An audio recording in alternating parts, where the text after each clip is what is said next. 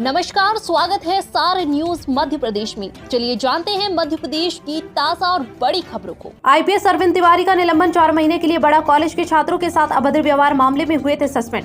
मध्य प्रदेश के आईपीएस अरविंद तिवारी की निलंबन अवधि बढ़ा दी गई है। अरविंद तिवारी का निलंबन 120 दिनों के लिए और बढ़ा दिया गया है। पीएचक्यू ने उन पर लगे आरोपों को जाँच में सही पाया है। अरविंद झाबुआ में एसपी रहते हुए सस्पेंड किए गए थे। मध्य प्रदेश में भारत जोड़ो यात्रा और पैसा कानून बना सियासी हथियार। मध्य प्रदेश में विधानसभा चुनाव करीब आने के साथ ही सियासत गर्म है और अब तो कांग्रेस के पूर्व राष्ट्रीय अध्यक्ष राहुल गांधी की भारत जोड़ो यात्रा और शिवराज सरकार का पैसा कानून सियासी हथियार बनता जा रहा है। ऐसा इसलिए क्योंकि दोनों ही दलों की सबसे ज्यादा नगर आदिवासी वोट बैंक पर है।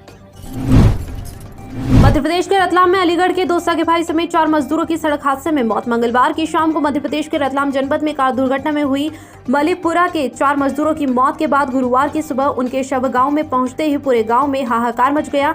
सभी मजदूर सोमवार को ही ठेकेदार द्वारा मलिकपुरा से मजदूरी करने अपने अन्य 15 साथियों के साथ रतलाम गए थे। यहां नीमच हाईवे पर डिवाइडर पर रेलिंग कसने के दौरान मंगलवार की शाम करीब 5:30 बजे बोलेरो कार की टक्कर से 4 युवा मजदूरों की मौके पर ही मौत हो गई एवं गाँव के अन्य 8 मजदूर भी गंभीर रूप से घायल हो गए, जिन्हें स्थानीय जिला अस्पताल में भर्ती करवाया गया। मध्य प्रदेश के दागी इन 6 फॉरेस्ट अफसरों पर सरकार मेहरबान। हाई लेवल पर जाकर दब जाती है फाइलें। वन विभाग में अफसरों का जंगल राज देखने में आ रहा है। यहाँ कई अफसरों पर आर्थिक अनियमितता से लेकर नियम विरुद्ध काम करने के आरोप लगे हैं। कुछ तो प्रारंभिक जांच में दोषी भी पाए गए हैं, लेकिन इन पर अब तक ठोस एक्शन सरकार नहीं ले पाई है। वजह राजनीति है और प्रशासनिक है, यह बताना मुश्किल है। सच यह है कि इन अफसरों की फाइलें जिस तेजी से एक्शन के लिए उतर जाती है, उतनी तेजी से उन्हें ठंडे बस्ते में डाल दिया जाता है। मुख्यमंत्री शिवराज सिंह चौहान भले ही सार्वजनिक मंचों से जीरो टॉलरेंस की बात कर रहे हैं, लेकिन हकीकत में उसका उल्टा हो रहा है। दागी अफसरों पर एक्शन न होने से दूसरे अफसरों को गलत काम करने का बढ़ावा जरूर मिल रहा है। मध्य प्रदेश में 18,527 शिक्षकों की भर्ती प्रक्रिया शुरू। आवेदन के लिए सिर्फ 7 दिन मिले। मध्य प्रदेश के स्कूल शिक्षा विभाग ने जनजातीय कार्य विभाग के लिए 11,098 पद और स्कूल शिक्षा विभाग के लिए 7,429 पद पर शिक्षकों की भर्ती की जाएगी। इस प्रकार कुल 18,527 पद भरे जाएंगे। प्राथमिक शिक्षक भर्ती के लिए निर्धारित योग्यता रखने वाले अभ्यर्थी राज्य सरकार के mponline.govt.in पोर्टल पर TRC teachers recruitment counselling section में दी गई लिंक पर क्लिक कर आवेदन पेज पर ऑनलाइन एप्लीकेशन भर सकते हैं।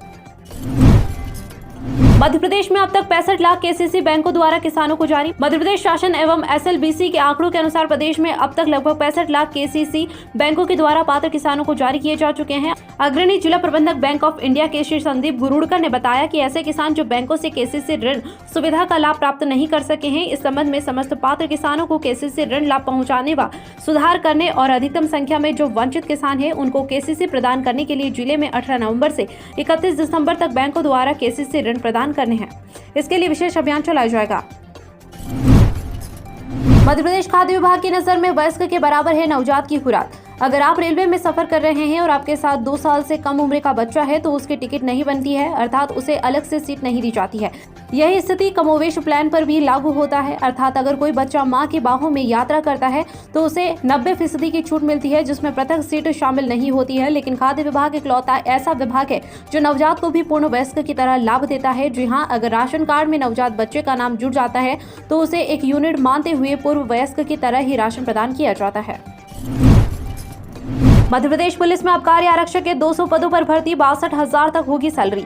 मध्य प्रदेश व्यावसायिक परीक्षा मंडल ने MP पुलिस के आबकारी विभाग में आबकारी आरक्षण के 200 पदों पर भर्ती की अधिसूचना जारी की है। इच्छुक महिला पुरुष उम्मीदवार इन पदों के लिए आवेदन कर सकते हैं। पद के लिए आवेदन केवल ऑनलाइन ही स्वीकार किए जाएंगे। आबकारी आरक्षक के लिए आवेदन प्रक्रिया 10 दिसंबर से शुरू होगी और 24 दिसंबर 2022 को समाप्त होगी। सामान्य श्रेणी से संबंधित उम्मीदवारों को 500 रुपए का आवेदन शुल्क देना होगा।